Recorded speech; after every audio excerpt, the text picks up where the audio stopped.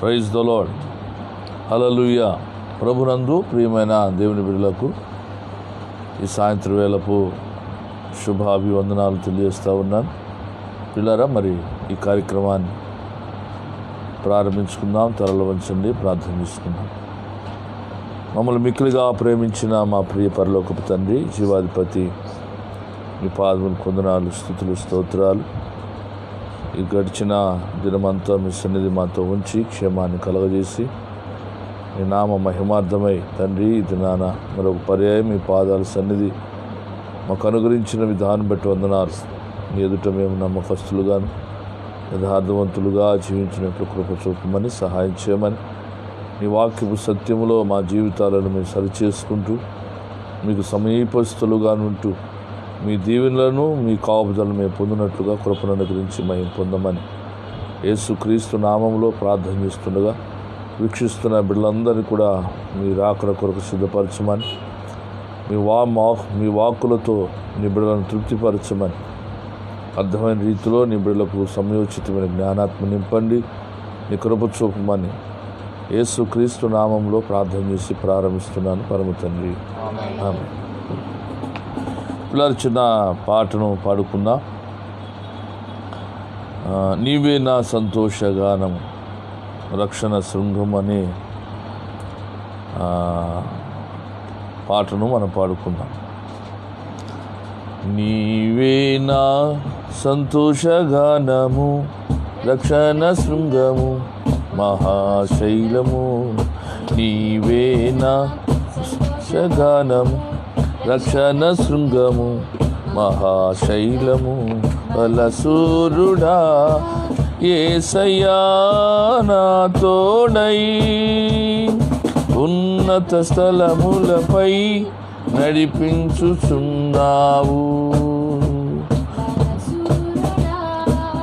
యేసయ్యా నా తోడై ఉన్నత స్థలములపై నడిపించుచున్నావు. నీవే నా సంతోషగానము రక్షణ శృంగము మహాశైలము.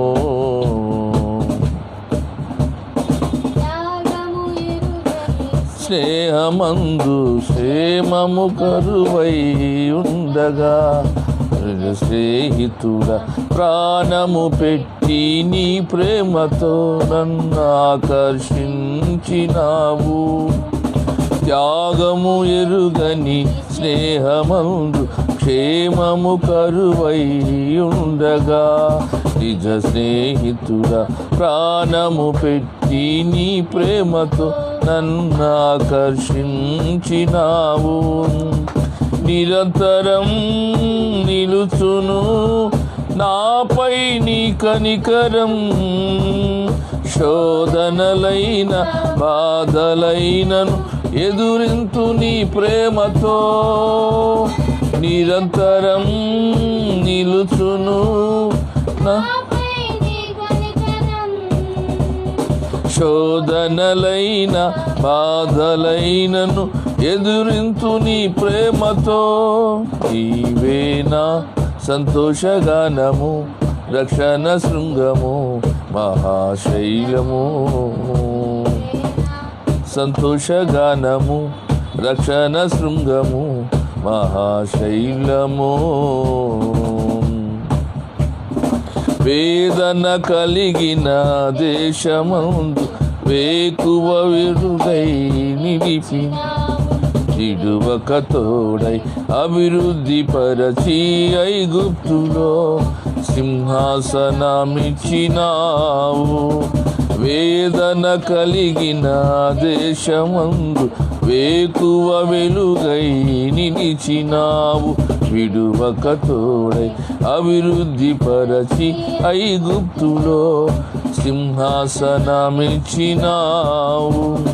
మారదు ఎన్నడు నీవిచ్చిన దర్శనం, అనుదినం అనుక్షణం నీతో నా జీవితం. ఎన్నడూ నీవిచ్చిన దర్శనం అనుదినం అనుక్షణం నీతో నా జీవితం, నీవే నా సంతోషగానము, రక్షణ శృంగము, మహాశైలము. నీవే నా రక్షణ శృంగము, మహాశైలము. నిర్జీవమైన లోయయందు జీవాధిపతివై నిలిచినావు. దీన శరీరం మహిమ శరీరముగా నీ వాక్కుతో మహాసైన్యముగా మార్చినావు. నిర్జీవమైన లోయయందు జీవాధిపతివై వెలసినావు. దీన శరీరం మహిమ శరీరముగా నీ వాక్కుతో మహాసైన్యముగా మార్చినావు. హల్లెలూయా హల్లెలూయా నీవే రారాజు. హోసన్నా హోసన్నా నీవే రారాజు. హల్లెలూయా హల్లెలూయా నీవే రారాజు. హోసన్నా హోసన్నా నీవే రాజు. నీవే నా సంతోషగానము, రక్షణ శృంగము, మహాశైలము. నీవే నా సంతోషగానము, రక్షణ శృంగము, మహాశైలము. బలసూరుడా యేసయ్యా నా తోడై ఉన్నత స్థలములపై నడిపించుచున్నావు. బలసూరుడా యేసయ్యా నా తోడై ఉన్నత స్థలములపై నడిపించుచున్నావు. నీవే నా సంతోషగానము, రక్షణ శృంగము, మహాశైలము. హల్లెలూయా. లారా మరి పరిశుద్ధ గ్రంథంలో ఈ దినము కొరకై చిన్న వాక్యాన్ని దేవుడు మనకు ఉంచిన పరిశుద్ధ గ్రంథంలో నుండి చిన్న మాటను మనం ధ్యానం చేద్దాం. కీర్తనల గ్రంథము 118వ కీర్తన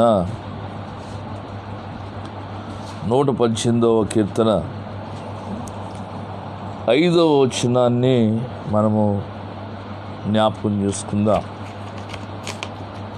ఇరుకు నుండి నేను యెహోవాకు మొర్రపెడితిని, విశాల స్థలమందు యెహోవా నాకు ఉత్తరమిచ్చెను. పిల్లరా, దావీదు అనుభవంలో నుండి ఈ దినము చదవబడిన లేఖన భాగాన్ని మనం పరిశీలిస్తే, దావీదు ఏ పరిస్థితులలో ఉన్నాడు అంటే ఇరుకు సంబంధమైన అంటే ఇరుకున పడ్డాడంటే ఎటు కూడా సలపలేని పరిస్థితి, అంటే ఎటు పోవాలో తెలియని పరిస్థితులలో ఉన్నాడు. రాజై రాజ్య పరిపాలన చేస్తూ దేశాల మీద యుద్ధం చేస్తూ ఆ యుద్ధములో జయము కలిగి నడుస్తూ ఉన్న రాజుకు ఎందుకు ఈ సందర్భము, ఎందుకు అంత ఇరుకైన పరిస్థితులు కలిగింది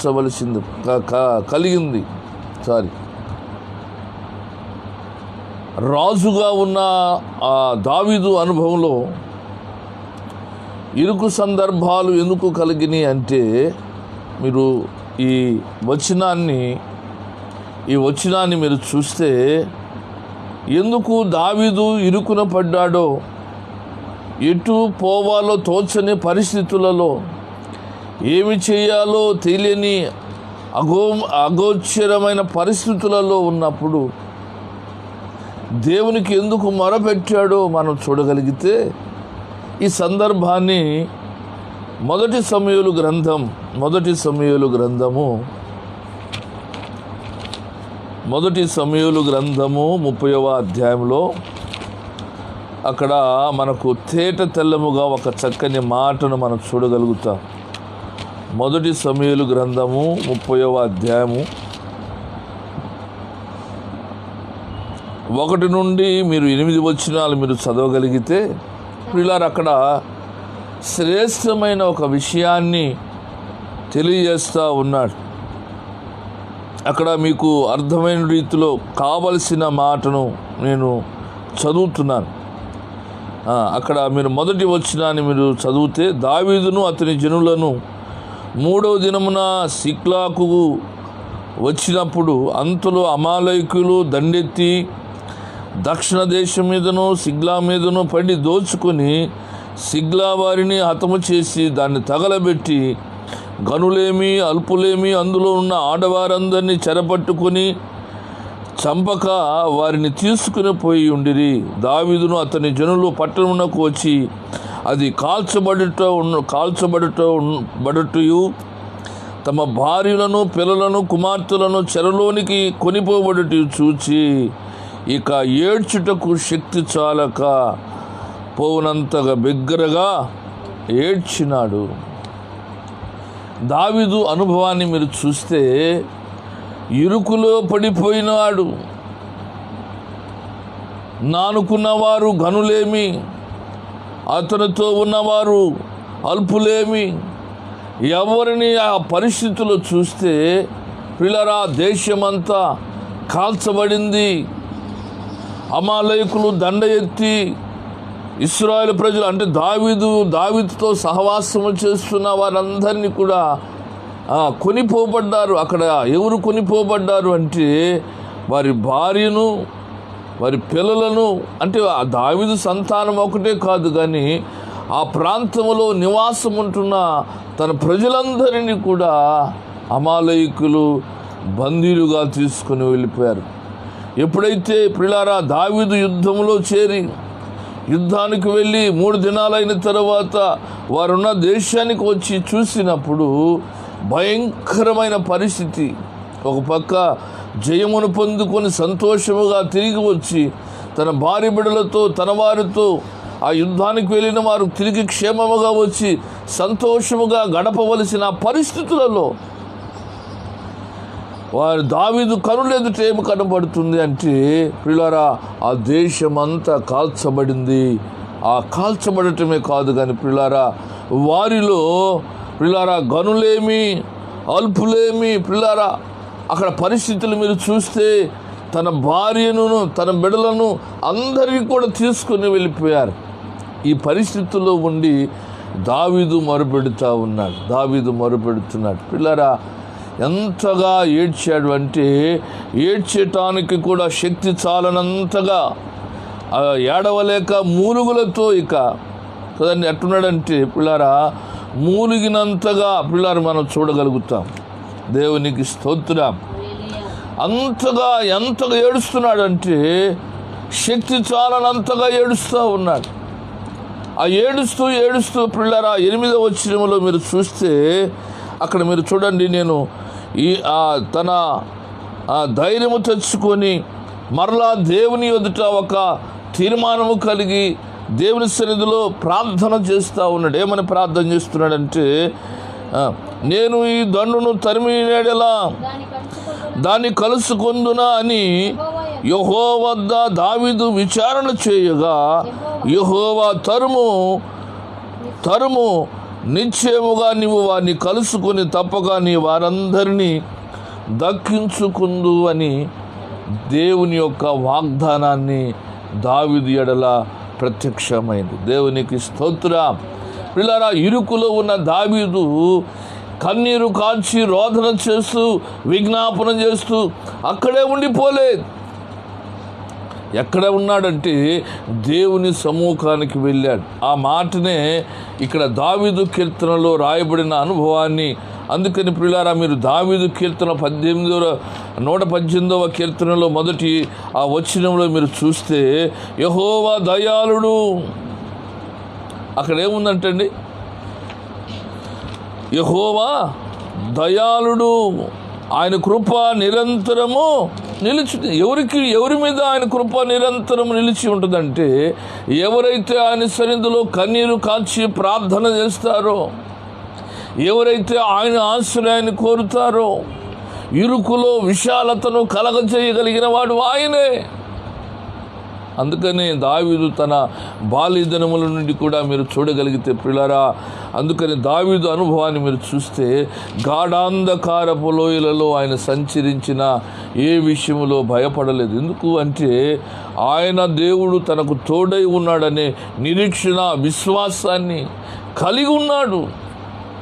ఈ దినాల్లో కూడా ప్రియులారా, మనం ఇరుకు సందర్భములో ఉన్నాం, ఇరుకులో ఉన్నాం. ఈ ఇరుకు నుండి తప్పించగలగటానికి దేవుడు ఒక్కడే మార్గం.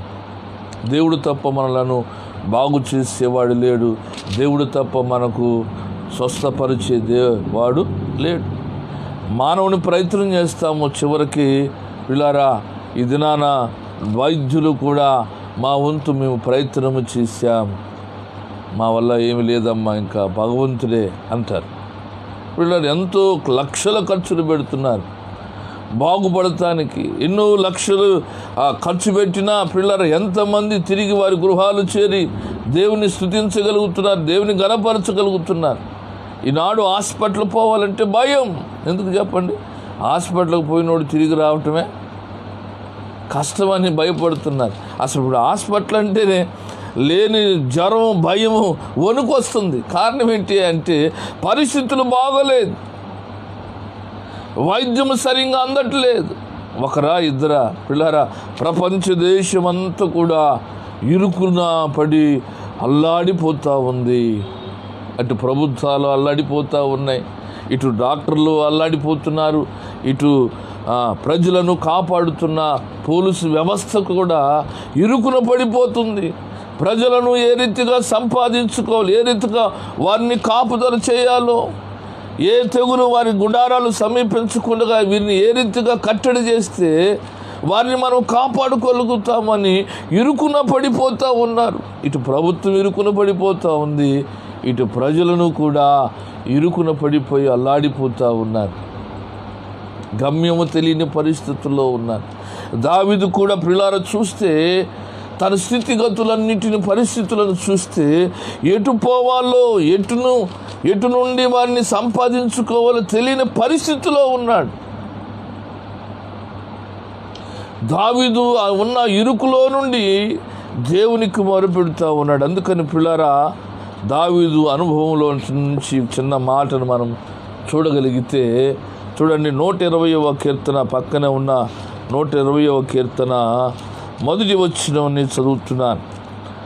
మొదటి వచనములో చక్కని మాట ఉంది. నా శ్రమలలో నేను యెహోవాకు మొరపెడితిని, ఆయన నాకు ఉత్తరం ఇచ్చాను. ఆయన కలిగిన శ్రమను బట్టి పిల్లారా దావీదు ఏం చేస్తున్నాడు అంటే, ఇందాక మనం 8వ వచనములో చదివినట్లుగా యెహోవాకు మొర పెడుతున్నాడు. మనం ఈ సందర్భంలో చేయవలసింది ఒకటే, ప్రియమైన దేవుని బిడ్డలారా, దేవుని సంఘమా, దేవుని సమాజమా, పిల్లరా, మనము శ్రమలో ఉన్నాం, ఇరుకులో ఉన్నాం, ఇబ్బందిలో ఉన్నాం, శోధన కాలములో ఉన్నాం, వేదనకరమైన పరిస్థితుల్లో ఉన్నాము. కనుక ఈ పరిస్థితిలో మనకు ఆశ్రయం ఎవరు అంటే పిల్లారా దేవుడే, దేవుడే, దేవుడే. అందుకని దావీదు తనకు కలిగిన ఆ శోధన సమయంలో, ఆ శ్రమ దినాన పిల్లారా మొరబెడుతూ ఉన్నాడు. ఎవరికి మొరబెడుతుంది? నేను యెహోవాకు మొరబెట్టి తిని.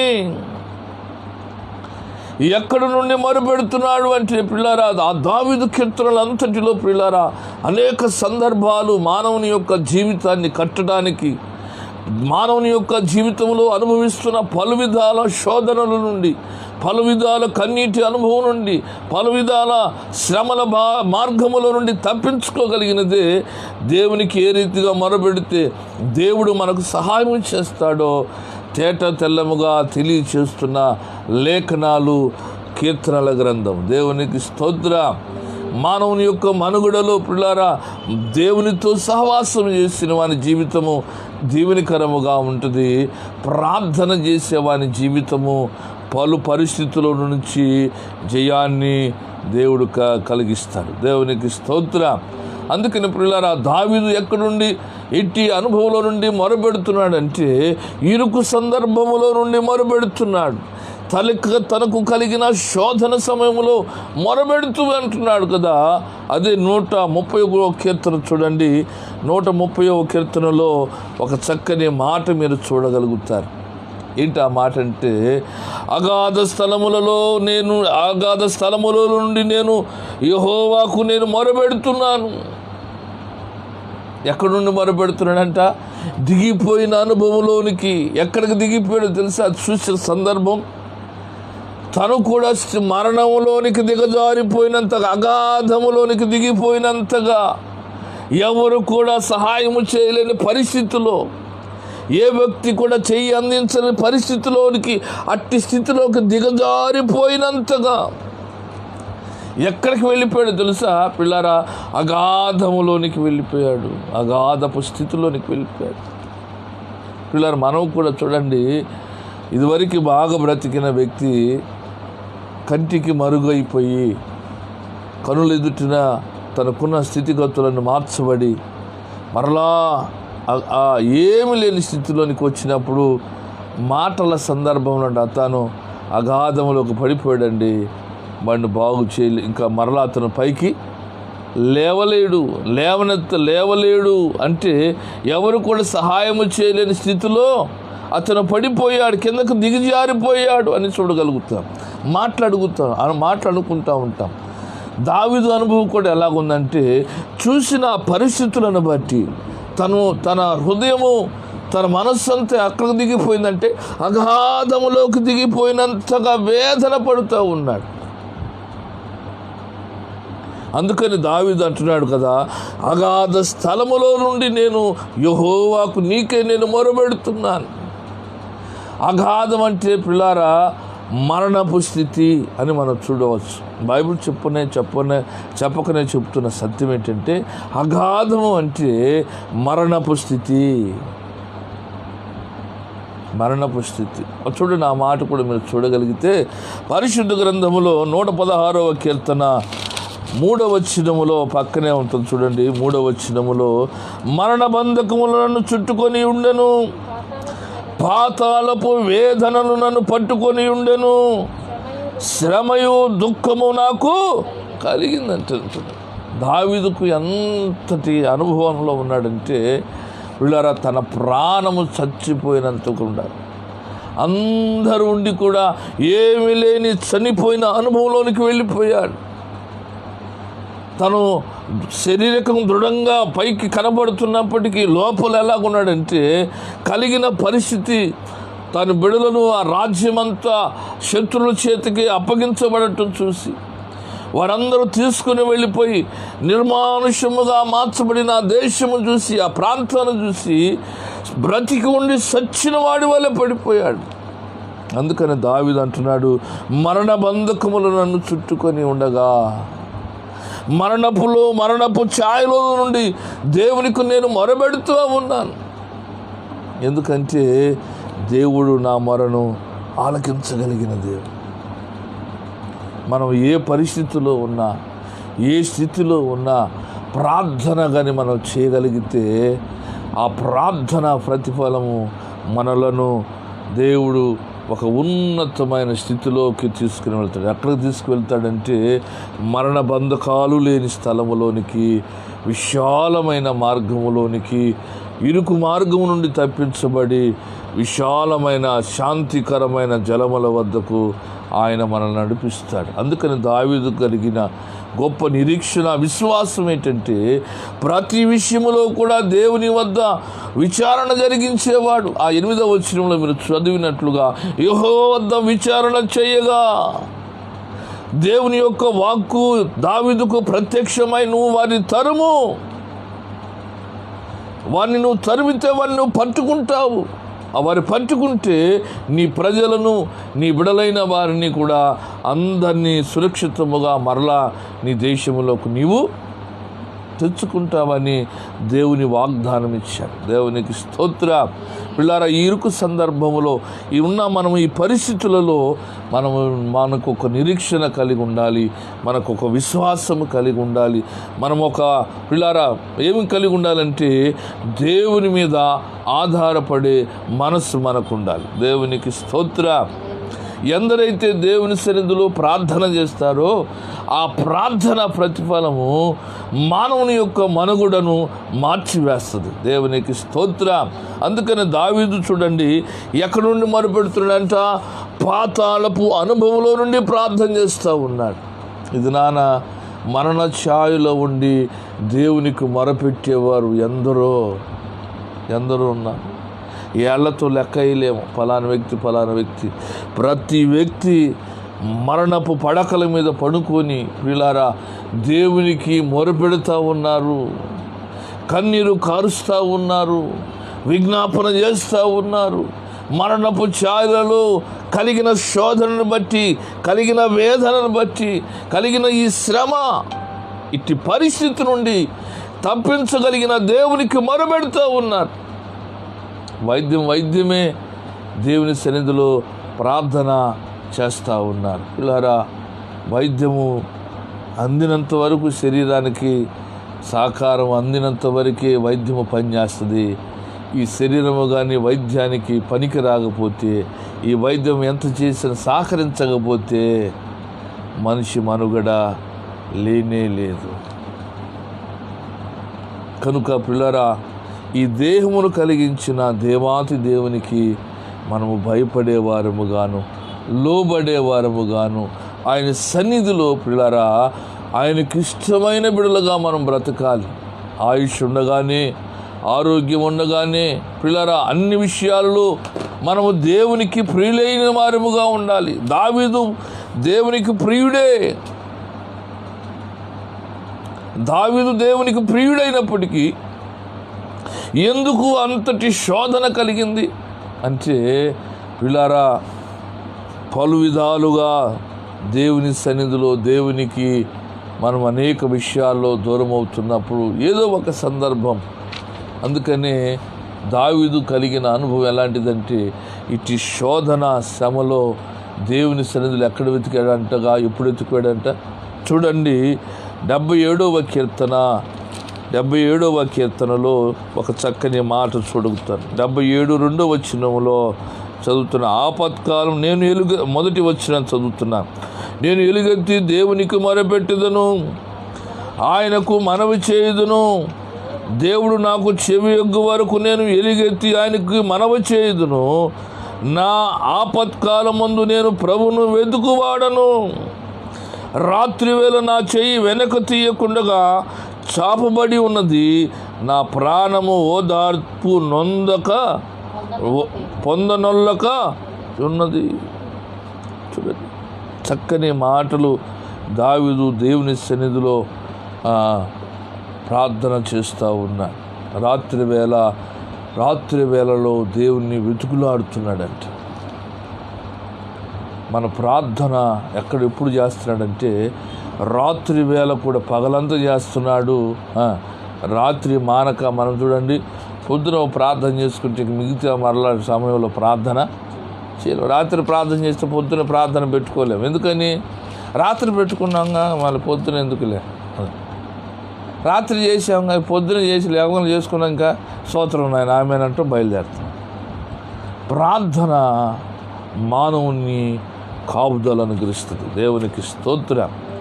ప్రార్థన ఎంతగా ప్రార్థన చేస్తామో అంతగా దేవుని యొక్క కాపుదల మనకు అనుగ్రహించబడుతుంది. ఈ దినమే కాదండి, ఈ భయంకరమైన విపత్తునప్పుడే కాదు, కానీ విడి సమయంలో కూడా దేవుణ్ణి వెతకగలిగితే, ఆయన సన్నిధి సహవాసము చేయగలిగితే, ఆయన ప్రియమైన దేవుని బిడ్డలుగా మనం మార్చబడితే పిల్లారా మన జీవితము అనేకమైన పలు విధాలమైన పరిస్థితుల నుండి కూడా దేవుడు మనలను కాస్తాడు. దేవునికి స్తోత్రం. కనుక ప్రియులారా, ఇరుకులో ఉన్నప్పుడు దేవునికి మొరపెట్టినప్పుడు దావీదు ఎలా చేశాడంటే ప్రార్థన అగాధ స్థలములో ఉన్న పరిస్థితుల్లో కూడా ప్రార్థన చేశాడు. అంటే మనకు నిస్సహాయ స్థితిలో మనం పడిపోయినా దేవుని మనం మర్చిపోనే పోవు. రెండోది ప్రియులారా, ఎక్కడుండి మొరపెడుతున్నాడంట? రాత్రి వేళ ఆయనకు మొరపెడుతూ ఉన్నాను. ఉదయము ప్రార్థన చేస్తూ ఉన్నాడు, మధ్యాహ్నము ప్రార్థన చేస్తూ ఉన్నాడు, రాత్రి వేళ కూడా పొనుకోక నిత్యము ఆయన దేవునితో సహవాసము చేస్తూ ఉన్నాడు. ఈనాడు ప్రియులారా, ఎంతమంది అయితే దేవునితో సహవాసము చేయగలుగుతారో అటు వారికి దేవుని యొక్క సన్నిధి, ప్రసన్నత వారి మీద నిలిచి ఉంటుంది. దేవునికి స్తోత్రం. దేవునితో సహవాసము చేయటం అంటే సామాన్యమైన విషయము కాదు. నీవు నేను మోకరించి ప్రార్థన చేస్తున్నామంటే ఎవరితో సహవాసం చేస్తున్నాము? సర్వశక్తి కలిగిన దేవునితో సహవాసం చేస్తున్నాం. మనం ప్రార్థన చేస్తున్నామంటే ఎవరితో మాట్లాడుతున్నాము? తండ్రి అయిన దేవునితో మాట్లాడుతున్నాం. ఆయన మన మాటలు వినటానికి ఎక్కడికి వస్తున్నాడు? ఎక్కడైతే మనం మోకరిస్తామో, ఎక్కడైతే ప్రార్థనా స్థలముగా చేసుకుంటామో ఆ స్థలములోనికి ఆయనతో పాటు వేవేల దూతల పరివారముతో భూలోకములో నీ ఉన్న స్థలములోనికి దిగి వస్తాడు. దేవునికి స్తోత్రం. కనుక పిల్లరా, ఆయన దిగి వస్తే ఆయన ఉన్న స్థలములో చీకటి ఉండదు, ఆయన ఉన్న స్థలములో వేదన ఉండదు, ఆయన ఉన్న స్థలములో ప్రియులారా కన్నీరు ఉండనే ఉండదు. అందుకని ప్రకటన గ్రంథములో ఉంటుంది, ఆ పరలోక రాజ్యములో ఏముండదంట? ఆకలి దప్పికలు లేని రాజ్యము. అక్కడ ఏముండదంటండి? ఆకలి ఉండదు, దప్పిక ఉండదు. అక్కడ నిత్యము యెహోవాను స్తుతిగానముతో, స్తోత్ర గానాలతో, నూతనమైన కీర్తనలు పాడుతూ దేవుని మహిమపరుస్తూ ఉంటాం. దేవునికి స్తోత్రం. అందుకని ప్రియులారా, దావీదు చూడండి, దావీదు అనుభవంలో నుండి యాకోబు కూడా ఒక చిన్న విషయములో భయపడినట్లుగా మన పరిశుద్ధ గ్రంథములో చూస్తాం. చూడండి, 32వ ఆదికాండము 32వ అధ్యాయంలో ఒక చక్కని మాటను, మనం చిన్న మాటను చదువుకొని దావీదు అనుభవానికి వద్దాం. 32 7వ వచనంలో ఒక మాట ఉంటుంది. తొందరపడి ఏశావు ఒక గుంపు మీదకు వచ్చి దాన్ని హతము చేసిన ఎడల మిగిలిన గుంపు తప్పించుకొని పోవుననుకొని తనతో ఉన్న జనులను, మందలను, పశువులను, ఒంటెలను 2 గుంపులుగా. చూడండి, యాకోబు కూడా తన అన్న విషయంలో భయపడిపోయాడు. ఎందుకు అంటే మరణ భయము వచ్చేసింది. మరణ భయములో ప్రియులారా, ఆ యాకోబు కలిగిన ఆ మరణ భయమును బట్టి తను కలిగిన ఆస్తి అంతటిని ఇప్పుడు ఏం చేశాడంట? 2 విభాగాలుగా చేశాడు. ఒక ఆ గుంపైన చనిపోతే ఇంకో గుంపైన బతికి ఉంటుంది, బట్ట కడతాడు. నా జనులైన వారిని హతము చేయకుండా మన్నైన వాడు క్షేమాన్ని ఒక గుంపైన కలిగి ఉంటారనేసి 2 గుంపులుగా తయారు చేశాడు. పిల్లారా, ఈ దినాలలో కూడా పిల్లారా అనేకులు ఎలాగున్నారంటే తమ కలిగిన దాన్ని మేము చనిపోతే ఎవరికొకళ్ళకి ఏమైపోద్దో అని భయపడుతున్నారు. మన కొరకు ప్రాణం పెట్టిన యేసయ్యను మరిచిపోయి, మనకు మరణములో నుండి విజయాన్ని కలగజేసిన దేవుని మరిచిపోయి, మనకు ఆశ్రయదుర్గమైన దేవుని మొరపెడితే మరణ బంధకములో నుండి మనల్ని విడిపించగలిగిన దేవుడు మనతో ఉన్నాడనే సంగతి మర్చిపోయాడు. యాకోబు మర్చిపోయినట్లుగా యాకోబుతో దేవుడు మాట్లాడాడు, తిరిగి నీ స్వదేశంలోనికి నువ్వు ప్రవేశించు, బయలుదేరు అన్నప్పుడు ప్రియులారా, ఆ బయలుదేరు క్రమములో ప్రియులారా తన మామైన లాభాను గద్దించిన వాడు మరణ భీతితో పారిపోతున్న సమయంలో సాయంత్రం వేళ అవగా, ఆ సాయంత్రం వేళలో గుడారం వేసుకొని నివాసం చేస్తూ ఉంటే ఆ రాత్రి తన మామైన లాభానుతో మాట్లాడి, యాకోబుతో నువ్వు మాటైనను పొల్లైనను నువ్వేమి పలకకూడదు, ఒకవేళ నువ్వు పలికితే నీ పరిస్థితులు ఇంకంతే అని భయము పెట్టినాడు. ఆ సంగతి పిల్లల యాకోబు కూడా నా దేవుడు నాతో ఉన్నాడు, నాకు ఏ అపాయము కలగదు, ఎలాంటి పరిస్థితి వచ్చినా నా దేవుడు నాతో కాపాడుతాడు. ఎందుకంటే ఈ 40 సంవత్సరాలు నా జీవితాన్ని పలు విధాలుగా మార్చుకుంటూ వచ్చిన దేవుడు నాకు తోడే ఉన్నాడు. నాతో వాగ్దానం చేశాడు, నాకు వాగ్దానం ఇచ్చాడు, నీ పితరులో ఉన్న దేశానికి నువ్వు ప్రయాణమవు, నేను నీకు తోడై ఉన్నాను అని వాగ్దానం ఇచ్చాడు. ఆ వాగ్దానం ఇచ్చిన ఆ వాగ్దానాన్ని పట్టుకుని ప్రయాణం చేయవలసిన యాకోబు భయపడిపోయి తన గుంపును 2 గుంపులుగా చేశాడు.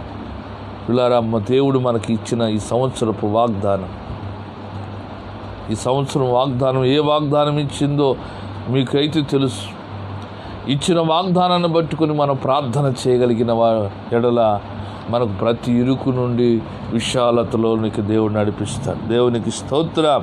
అందుకని పిల్లారా, చక్కని మాటను మరి చూడగలిగితే యాకోబు అనుభవంలో నుండి కాకుండా దావీదు అనుభవంలోనికి మరలా మీరు రాగలిగితే 86వ కీర్తనలో ఒక చక్కని మాట రాస్తా ఉన్నాడు. 86వ కీర్తన 86 కాదు, 18వ కీర్తనలో ఒక రాడి 18వ కీర్తన 6వ వచనం చూడండి. 18వ కీర్తన 6వ వచనంలో, నా శ్రమలో నేను యెహోవాకు ప్రార్థన చేసి తిని. ఎవరికి చేశారంట? నా దేవునికి ప్రార్థన చేసి తిని, తన ఆలయములో ఆలకించి చేరి. చాలండి. అక్కడ చూడండి, దావీదు చేసిన ప్రార్థన అంట ఎక్కడికి వెళ్ళిందంట? తన ఆలయంలోనికి వెళ్ళింది. నా ప్రార్థన, ఈ రాత్రి ప్రార్థన, రేపటి ప్రార్థన జీవితము కానీ పిల్లరా, ఈ ప్రార్థన నా ప్రార్థన ఎక్కడికి వెళ్ళాలి అంటే దేవుని ఆలయంలోనికి వెళ్ళగలగాలి. అంటే పిల్లరా, మన ఎదురున్న దేవుని ఆలయంలో కాదు కదండి, మన కొరకు కట్టుకున్న, మనకు ప్రత్యేకంగా కట్టుకున్న దేవుని ఆలయం కాదు. ఏ ఆలయంలో అంటే దేవుడు ఎక్కడున్నాడు అంటే పరమండలం మీద ఆయన సింహాసనాసీనుడై ఆయన పరలోక రాజ్యములో ఉన్నాడు. ఎక్కడున్నాడు ఆయన అంటే అక్కడ ఉన్నాడు. దేవునికి స్తోత్రం. ఇప్పుడు ఇక్కడ కూడా ఉన్నాడు. దేవునికి స్తోత్రం. ఎందుకంటే ఎక్కడైతే 2-3 కూడుకొని కుటుంబముగా చేరి ప్రార్థన చేస్తారో వారి మధ్యలో కూడా దేవుడు ఉంటాడు. అది కూడా ఒక ఆలయమే. అంటే ఇప్పుడు మన ప్రార్థన ఎక్కడికి వెళ్ళాలి? మన దగ్గరే ఉండాలా? ఉదయకాలం మీ ప్రార్థన చూడండి, వేకుజాముని యొక్క ప్రార్థన భక్తులైన వారు, మనకంటే ముందుగా నడిచిన భక్తులైన వారు ఒక మాట చెప్తారు. ఉదయకాల ప్రార్థన, వేకుజాము ప్రార్థనలో 3 గంటల నుండి 6 గంటల వరకు పిల్లరా దేవదూతల పరిచర్యలు అంటారు. దాన్ని దేవదూతల పరిచర్య అంట. వేకుజామున లేచి ప్రార్థన చేసే ప్రతి కుటుంబం ఎదుట అంటే ఒక గంప ఉంటుందంట. గంప ఉదయకాలం తెల్లవారుజామున 3 మొదలుకొని ప్రతి గడప ఎదుట ఒక గంప వేసి పోతూ ఉంటారంట. మరలా జనసంచారం జరుగుతున్న సందర్భంలో మరలా వేసిన ప్రతి గడప ముందు వేసిన ఆ గంపలన్నీ తీసుకొని దేవుని సమ్మూఖానికి వెళుతున్నప్పుడు పిల్లారా, ఆయన సింహాసనాసీనుడై ఆ పరలోక రాజ్యములో కూర్చున్నప్పుడు ఈ ఉదయకాలము చేసిన ప్రార్థన ధూపమంతటిని కూడా దేవుని సమ్మూఖానికి తీసుకువెళ్తారంట. తీసుకుని వెళ్ళి ఏ గంపలో ఏ ప్రార్థన ఉందో, ఏ గంపలో ఏ ప్రార్థన ఆయనకు అంగీకారముగా ఉందో, ఏ ప్రార్థన ఆయన సన్నిధికి ఆయన ఇష్టపడే ప్రార్థనగా ఉందో అవన్నీ కూడా దేవుని సమ్మూఖానికి తీసుకుని వెళ్తాయి. అందుకని పిల్లారా, భక్తులైన వారు ఒక మాట, ప్రార్థన జీవితమా విశ్వాసపు జీవితంలో అంటాడు, నువ్వు చేసే ప్రతి ప్రార్థన దేవుని సమ్మూఖానికి వెళ్ళాలి. దేవునికి స్తోత్రం. అలా కాకుండా దేవుని సముఖానికి వెళ్ళకుండా మరలా నీ ప్రార్థన నీ కప్పే దాటలేకపోతే తిరిగి మరలా నీ ఒడిలోనికే పడిపోతుందంట ఆ ప్రార్థన. అంటే ప్రార్థన చేస్తాము కానీ ప్రతిఫలము రాదు. అంటే మన ప్రార్థనకు ప్రతిఫలం రావటం లేదంటే ఏం చేయాలంట? ఆయనకి ఇష్టమైన ప్రార్థన చేయాలి, ఆయనకు విధేయత కలిగిన ప్రార్థన చేయాలి. అందుకని అంటున్నాడు దావీదు అంటే, నా శ్రమలలో నేను దేవునికి ప్రార్థన చేశాను, చేయబట్టడం వలన నాకు కలిగిన మేలేంటంటే నా ప్రార్థన దేవుని సముఖానికి వెళ్ళింది. ఆయన సముఖానికి వెళ్ళటమే కాదు కానీ నా ప్రార్థన ఆయన చెవులలోకి చొచ్చెను. అంటే ఆయన చెవులలోకి శబ్దం వెళ్ళింది. ఇప్పుడు మనం ఇంట్లో ఉన్నాము పిల్లరా, దూరం నుండి ఒక పాట మనకు వినబడుతుంది అనుకోండి, ఒక మాట వినబడుతుందంటే అక్కడ మనం ఎక్కడ పడితే మనం ఆలకిస్తాము. అవి మన చెవిలో పడినప్పుడు ఏంటి బయట ఏదో ఒక అలజడిగా ఉంది, ఒక పాటగా ఉందో అని గబక్కన మన చెవులకు పడినప్పుడు వెంటనే మనం బయటికి రావడానికి ప్రయత్నం చేస్తాం.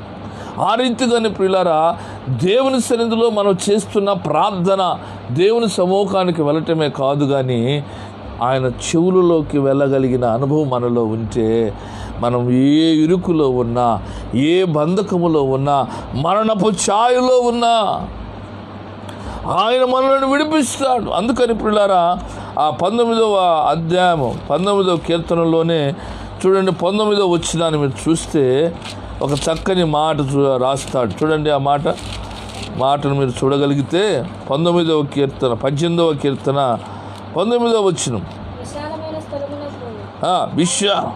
చదవండి. విశాలమైన స్థలమునకు ఆయన నన్ను తోడుకొని వచ్చెను. అంటే 18 కూడా చదవండి.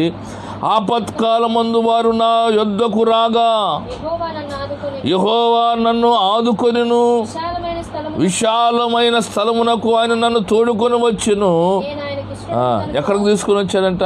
ప్రార్థన చేయటం వలన ఇరుకులో నుండి విశాలమైన స్థలములోనికి నడిపించాడు.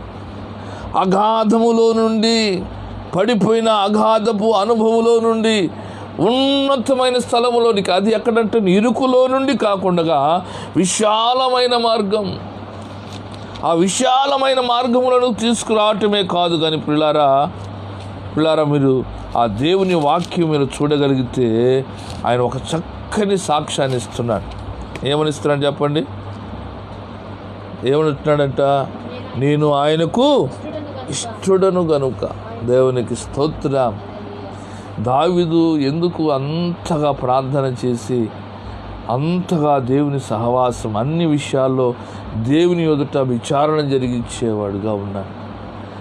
ఎప్పుడైతే ఆ రీతిగా దావీదు అనుభవంలోనికి దావీదు నడుస్తూ ఉన్నాడో, ప్రతి సమయము ప్రతిరోజు కలుస్తున్న ఒక స్నేహితుని, మన రోజు కలుస్తున్న స్నేహితుని ఒకరోజు మనం కానీ కలవకపోతే ఎలాగుంటుంది చెప్పండి? ఆ స్నేహితుడు వెంటనే ఫోన్ చేస్తాడు, ఏంటన్నా ఇంకా రాలేదు, ఎక్కడున్నావు అంట. ఎందుకని? ప్రతిరోజు కలుసుకునే సహవాసము ఒక గంట ఒక పూట కానీ మనం ఆ సహవాసం చేయకపోతే వెంటనే మనకు స్పందన వస్తుంది అటు నుండి. ఏంది, నేను రామంటావా, నువ్వు వస్తావా అన్నట్టు. దావీదుకు కూడా దేవునితోనూ దావీదుకున్న అనుభవము అట్టి సహవాసం అంటిది. అంటే ఒకరంటే ఒకరు విడదీయలేని అనుభవంలోనే ఉన్నారు. ఆయన నేను ఇష్టడును గనుక నా శ్రమలలో, నా బంధకములలో, ఇరుకులు ఈ సందర్భములో నేను ఆయనకు మొరబెడుతూ ఉన్నాను, ఆయనకు దగ్గర నేను విచారణ చేస్తూ ఉన్నాను. కనుకనే ఆయన వద్ద నుండి నాకు ఏం కలిగిద్దంట? నాకు ప్రత్యుత్తరము కలిగి నా ఇరుకులో నుండి నన్ను విశాలతలోనికి నడిపిస్తాను. ఎందుకంటే ఆయనకు నేను ఇష్టడును గనుక. చూడండి, చివరిగా ఒక మాటను చదువుకుందాం. 116వ కీర్తనలో 116వ కీర్తన చూడండి. 116వ కీర్తనలో ఒక మాట ఉందండి. 116వ కీర్తన 7వ వచనం నుండి 9వ వచనాల వరకు, ఎప్పుడైతే ఆయన ఉన్నత స్థలములోనికి దావీదును తీసుకుని వచ్చాడో, ఎప్పుడైతే దావీదును ఇరుకులో నుండి విశాలతలోకి ఉన్నతమైన స్థలములోనికి వెక్కించాడో వెంటనే దావీదు అంటున్నాడు కదా, తన ప్రాణముతో చెప్తున్నాడు ఆ మాట. చూడండి, నా ప్రాణమా యెహోవా నీకు క్షేమము విస్తరింపజేసి ఉన్నాడు కదా, తిరిగి నీవు విశ్రాంతిలోనికి ప్రవేశించు కదండి. దావీదు ఉన్న అనుభవం అంటే తన ప్రాణం ఎలాగుందంట, ఇరుకున పడిపోయిన సందర్భంలో ఉందంటే ఆయన మధ్య ఒక 4 గోడల మధ్యలో ఇరికిచ్చినట్టు కాదు, కానీ తన మనసు ఎలాగుందంట, ఇరుకు అంటే విశాలత, ఊపిరి పీల్చలేనంత పరిస్థితిలో ఉండిపోయిన అనుభవం, మరణ బంధకములో ఉండిపోయిన అనుభవం, అగాధములోనికి దిగిపోయిన అనుభవం. ఇట్టి అనుభవంలో నుండి తన ప్రాణాన్ని ఎలాగ తీసుకెళ్ళాడంట, ఎక్కడికి తీసుకెళ్ళాడంట, తన ప్రాణాన్ని క్షేమాన్ని కలుగజేశాడు, విశ్రాంతిలోనికి తీసుకుని పోయాడు. అందుకని 8వ వచనం కూడా అంటాడు, మరణము నుండి నా ప్రాణమును, కన్నీళ్లు విడవకుండా నా కనులను, జారి పడకుండా నా పాదములో నీవు తప్పించి ఉన్నావు.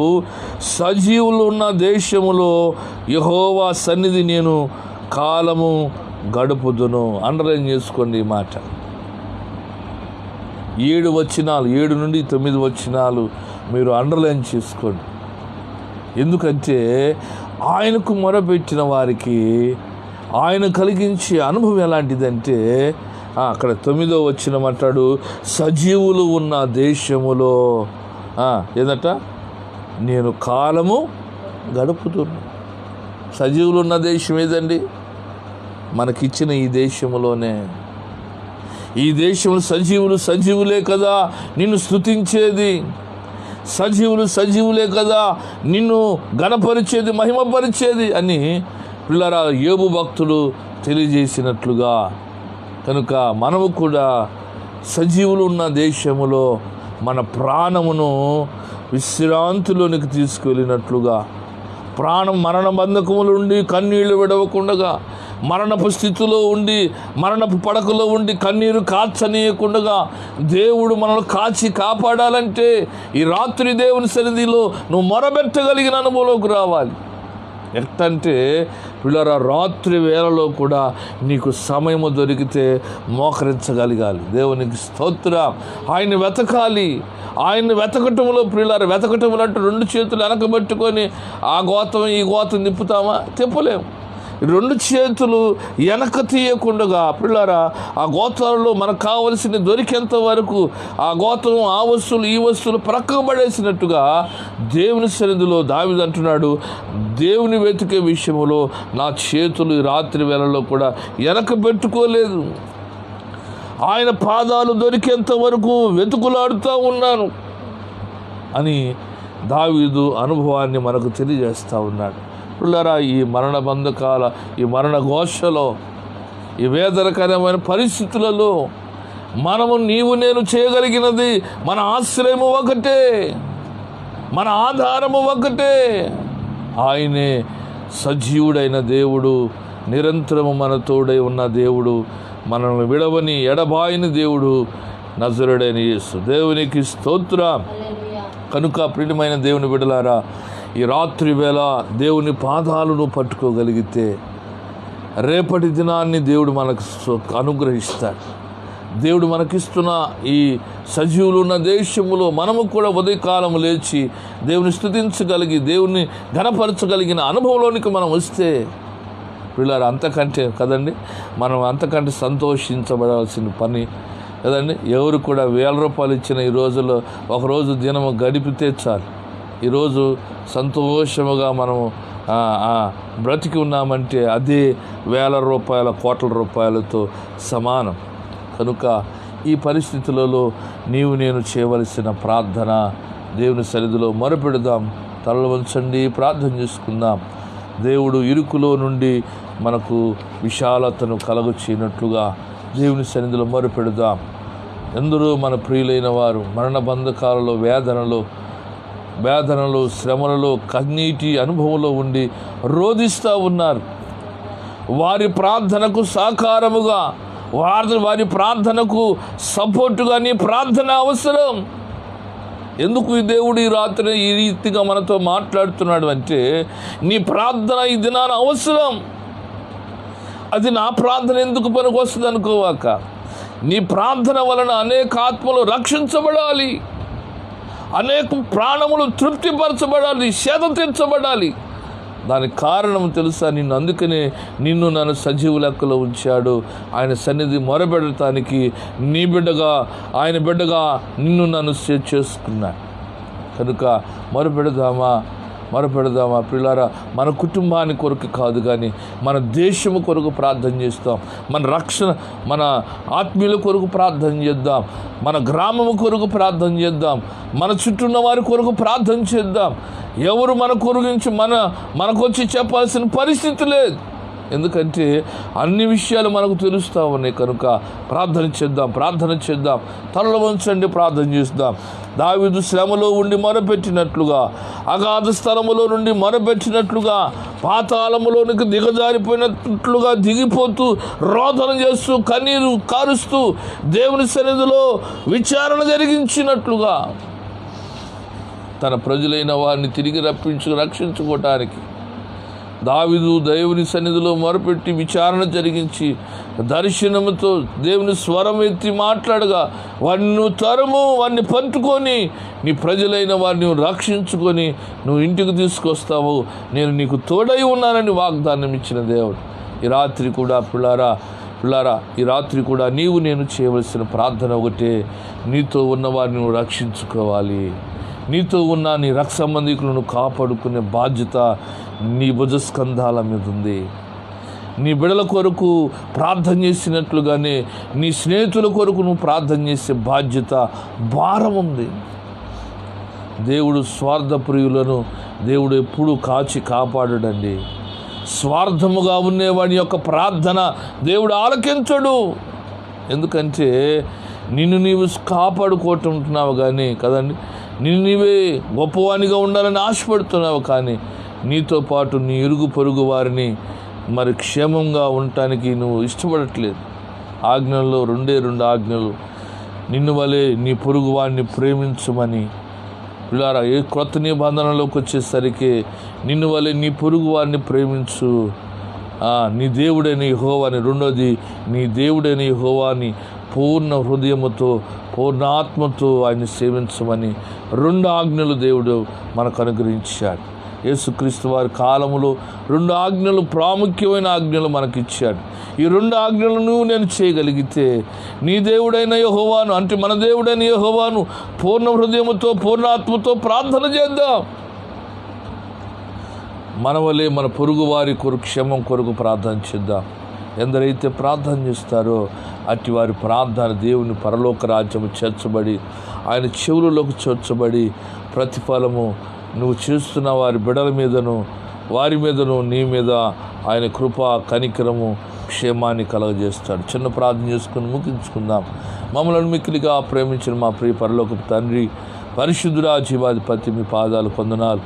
దేవా, మీరు మాటలు మీరున్నారయ్యా. నీ ప్రజలకు క్షేమం కలిగించినట్లుగా ప్రభువా, ప్రతి మాట మీరు మాకు అందించిన ప్రతి మాట నాయన మీ బిడ్డలకు నాయన అందచేశాం. ప్రభువా, విన్న ప్రతి బిడ్డ వారి హృదయాలలో ప్రభువా నీ కొరకు ప్రార్థన చేసే అనుభవాన్ని దయచేయండి. ప్రభువా, వారు ఏ పరిస్థితిలో ఉన్నారో, ఏ స్థితిలో ఉన్నారో నాకైతే తెలియదు కానీ నాయన, వారు ఏ పరిస్థితిలో ఉన్నా, ఏ అనుభవంలో వారు ఉన్నా, వారు చేస్తున్న ప్రార్థన మీరు ఆలకించండి అయ్యా. ఓరు నాయనా మీకు వందనాలు. వారు చేస్తున్న ప్రతి ప్రార్థన మీరు చెవియొగ్గమని ప్రార్థన చేస్తున్నాను. దావీదు ప్రతి ప్రార్థన మీరు చెవియొగ్గి ఆలకించి ఆయన ఇరుకులో నుండి విశాలమైన స్థలంలోనికి నడిపించినట్లుగా, పిల్లారా, విశాలమైన స్థలంలోనికి దావీదును తీసుకువెళ్ళినట్లుగా దేవా, నీ ప్రజలను కూడా విశాలమైన స్థలంలోనికి తీసుకొని వెళ్ళండి. ప్రభువా, ప్రతి ప్రార్థనకు ప్రతిఫలం ఇచ్చి మీరు సహాయం చేసి నడిపించి మహిమ పొందమని ప్రార్థన చేస్తున్నాం. నీ అద్భుతమైన కార్యాలు ప్రభువా నీ బిడ్డల పక్షాన్ని జరిగించమని, మరణ బంధకాలములో ఉండి మొరబెడుతున్న నీ బిడ్డలను మీరు సేద తీర్చండి, ఆదరించండి, బలపరచండి, సంపూర్ణ స్వస్థ విడుదల కలగచ్చేయండి. ఆయన మీ సన్నిధిలో దావీదు సాక్ష్యం ఇచ్చినట్లుగా నీ బిడ్డలు కూడా సాక్ష్యం ఇవ్వటానికి కృప చూపి మీరే సహాయం చేసి మహిమ పొందమని ఈ రాత్రి కాలపు దీవులతో నింపండి. ఈ రాత్రి నాయన మీ సన్నిధి మాతో ఉంచి మహిమ పొందమని, చేసిన ప్రార్థనకు ప్రతిఫలం ఇచ్చి మీరు మహిమ పొందమని, రేపటి దినం కొరకై అయ్యా మమ్మల్ని ఆయుక్తపరచమని, నీ రెక్కల నీడలో మమ్మలను భద్రపరచమని అయ్యా నజరుడైన యేసు క్రీస్తు నామములో ప్రార్థన చేస్తున్నాను పరమ తండ్రి, ఆమెన్. పరలోకము ముందున్న మా తండ్రి, నీ నామ పరిశుద్ధపరచబడునుగాక, నీ రాజ్యం వచ్చునుగాక, నీ చిత్తము పరలోకమందు నెరవేర్చినట్లు భూమి అందు నెరవేరునుగాక. మానుదిన ఆహారం మాకు దయచేయము, మా ఏళ్ళ అపరాధములు చేసిన వారు మేము క్షమించిన ప్రకారం మా అపరాధములు క్షమించము, మమ్మల్ని శోధనలను తేక కీని స్థాపించము. రాజ్యము, శక్తి, మహిమ నిరంతరము నీవై ఉన్నావు తండ్రి. ఆమేన్ ఆమేన్. యేసు రక్తమే చేయం, సిలువ రక్తమే చేయం. ప్రభు యేసు నామముకు సంపూర్ణ విజయము కలుగునుగాక. ఆమేన్. Praise the Lord. అందరికి వందనాలండి. దేవుడు మిమ్మల్ని అందరినీ దీవించునుగాక. మరి ఈ లైవ్ కార్యక్రమాన్ని అనేకులకు పరిచయం చేయండి. మా హోసన్నా గాస్పల్ యూట్యూబ్ని సబ్స్క్రైబ్ చేయండి. అనేకులకు ఈ వర్తమానాలు తెలియజేసి ఆత్మీయ జీవితంలో మేలు పొందినట్లుగా, అనేకులను సిద్ధపరుచినట్లుగా పిల్లారా మరి అందరూ మాకు సహకరించండి, సహాయం చేయండి. మా కొరకు కూడా మీరు ప్రార్థన చేయండి. దేవుడు మిమ్మల్ని మీ కుటుంబాలను దీవించునుగాక. అందరికీ వందనాలు.